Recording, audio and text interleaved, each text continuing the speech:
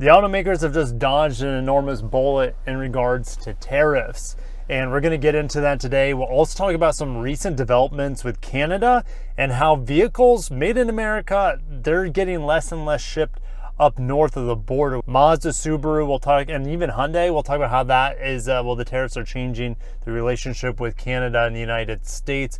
But at the end, make sure to stay because we're going to discuss the next generation Nissan Xterra, as well as the new Nissan Frontier Pro that just got revealed in for Shanghai Motor Show. Now, that vehicle's not coming for the United States, but I do still want to talk about it because I think it would kick serious butt if it was available here in the United States. All right, guys, if you're wondering where the heck am I? Well, I'm changing it up. Today, I just wanted to vlog and do my news updates inside of this very comfy, luxurious, cozy Genesis GV80. Of course, I'm not sponsored. I reviewed this car, told you all the good things and the bad things about it. So if you missed that review, make sure to check it out. And if you're new to the channel, my name's Kirk. I talk about car news. I try to update you guys on the tariffs, but it's been a couple weeks since I've updated you, so I figured I would do it today. Like I said, if you're new here, make sure you are subscribed. If I didn't ask for your subscription, I would appreciate it.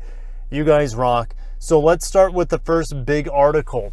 All right, over at Reuters, Trump is reducing impact of auto tariffs, and this is coming out of the Commerce Secretary. And this will alleviate some duties imposed on foreign parts and domestically manufactured cars, and keeping tariffs on cars made from abroad or made abroad from piling up on top of other ones. The Commerce Secretary Howard Lutnick said Trump is building an important partnership with both domestic automakers and our great American workers. The deal is a major victory for this president's trade policy by rewarding companies who manufacture domestically while providing runway to manufacturers who have expressed their commitment to invest in America and expand their domestic manufacturing. The move means car companies paying tariffs would not be charged other levies on steel and aluminum, and if they were paying those levies on steel and aluminum, they're going to be reimbursed. And this is going to also help out suppliers from my understanding. Trump's going to Michigan,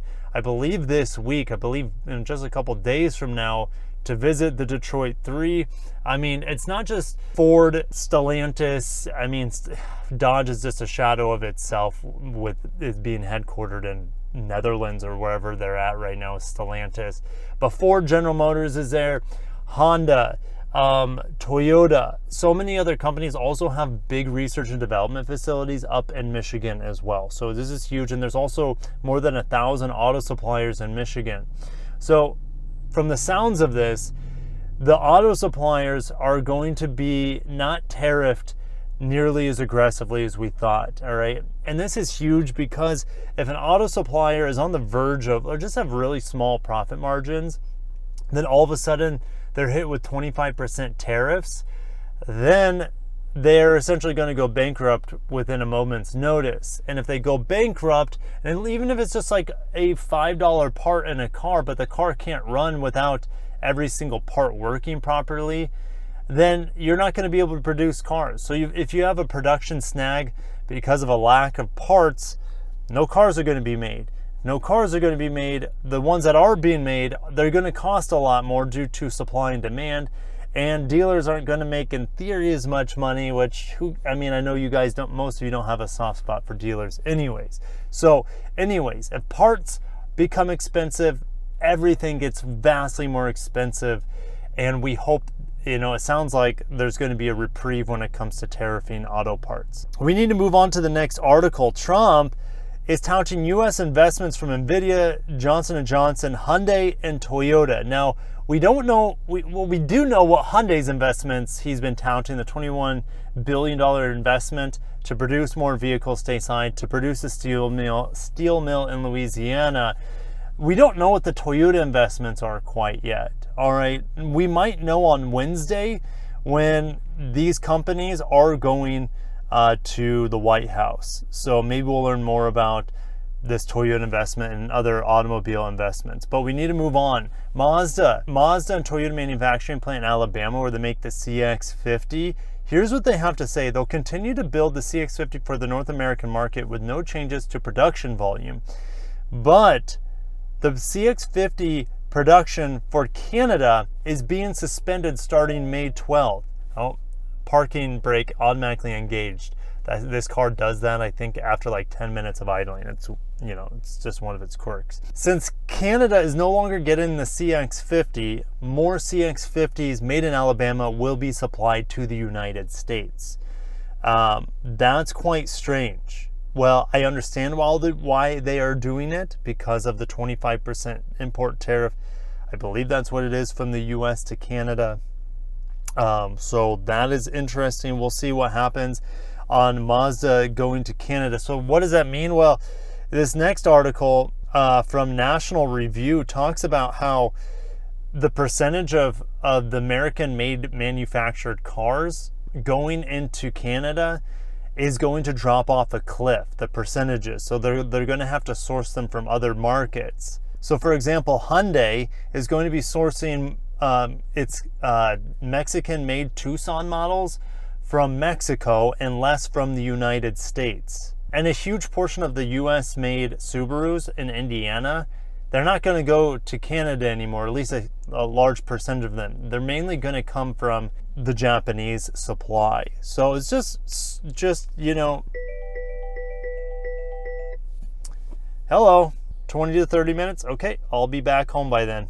So that was my local press fleet. They're swapping this vehicle out for an MDX Type S, which is perfect to see how this vehicle compares to the MDX Type S. They compete price-wise, absolutely. They compete in some ways performance-wise. It's going to be fun to compare them back to back. I can't wait. I wish I had them at the same time to get like a face-off. But anyways, let's get back to the news. We're going to finish with some Xterra news. Nissan Xterra, we're at Automotive News right now. The Nissan Xterra, I've been saying for years they needed to bring it back into the lineup. Well, Nissan has a new CEO. Can he expedite the Xterra back into the US lineup? All right, so also Nissan American's chairperson Christian Moynier, he said, if I could bring a car tomorrow, that would be the Xterra. He says they're working on it and will find a way. They have so much open production or available production out of the Canton, Mississippi plant where they make the Frontier. Just put the V6 in it. I mean, yes, a hybrid would be excellent, but put the V6. They already have the body-on-frame architecture from the Frontier. Like, it's not rocket science. They've just refused to make it for our market. Moynier, if I'm saying it right, he says, we are missing it. Seeing what's going on in the market, a sense of freedom people aspire to. He says, I can overland in the desert for a weekend or have a long trip. It will be something cool and cost competitive. Talking about the next gen Xterra. Now, we know that there's going to be some elements of this Xterra built into this electric boxy vehicle coming in 2028. But I think more people would be, I mean, here's the thing. It depends how tantalizing that little box. But the thing is, it's like that EV, that boxy EV, it's not going to be that good off-road compared to a true body-on-frame gasoline V6 Xterra. That's for sure. All right. They even referred to the old Xterra when it came out in the late 90s. They even called it the car that saved Nissan. And yeah, then, you know, a few years later, not saying a few years, what was it, the 2010s, they killed off the second gen Xterra. It's just too bad. I really hope we get it sooner rather than later. And a vehicle we might get in some shape or form is the Nissan Frontier Pro plug-in hybrid. All right, it has about 60 miles of electric range, US electric EPA range. It has like 402 horsepower. It has about almost 600 pound-feet of torque. I'm rolling this off the top of my head. And also has a 1.5 liter turbo 4-cylinder engine to be the range extender in it. So it's like this truck would be incredible. It would be very expensive because we don't have the supply chain for it here in the United States, like unlike they have in China. But it is like a little sample of what we could get eventually on a Nissan Frontier. The problem is, it's like, when would we get it? Well, Nissan's even said, well, we might make a fully electric Frontier, but seems like they're reneging on that. They might just go to a hybrid or plug-in hybrid Frontier made in the United States or Mexico. I mean, Nissan has a joint pickup truck plant in production, or should I say in development, with Mitsubishi down in Mexico. We don't know what kind of pickup trucks are going to come from there. At least for a while, it'd have its own unique niche in the United States if they had a plug-in hybrid Nissan Frontier. but Nissan's like so far behind in everything. They're always like 2 steps behind, guys. Where are their hybrids? They still don't even have a single hybrid in the United States. Yes, people love old school. I love the Frontier. It's my favorite midsize pickup truck, but honestly, it's like everything else is just as good or a step or 2 behind everything else in the lineup stateside. All right, so they can't come out with new product fast enough, and having a new Xterra and a hybrid Frontier would be fantastic. But honestly, I need to get back home. I might have to pick up some things from a garage sale in my area as well. But I'll see you guys in the comments. Thank you for watching. I'm happy to see that the tariffs are getting really lessened. It's really the manufacturers dodging a massive bullet, because it would just be a domino effect if one supplier goes down, and if it's a key component, even if it's a cheap small component, cars can't be made unless it has all the components. Remember during the pandemic and the chip supply issue, like Ford would just have hundreds of trucks sitting in a lot rusting and collecting dust and debris because they didn't have the parts to finish the truck. And then they would be like, we're just going to ship them anyways, and it's not going to have X, Y, and Z features. That's not a reality I want to see once again or ever again. All right, let's get these tariffs under control. I'm not anti-tariff 100%, but I'm also not pro-tariff in the way that they were implemented. So let's have some ways to just dial them back to make sure American industry and American jobs are protected in the near, medium, and long term. All right, shut it down. Have a great day, guys. Stay safe out there. And make sure you subscribed. If you enjoyed it, I would appreciate a hitting of that like button, and definitely stay tuned for more car news and reviews here on the channel. Peace out.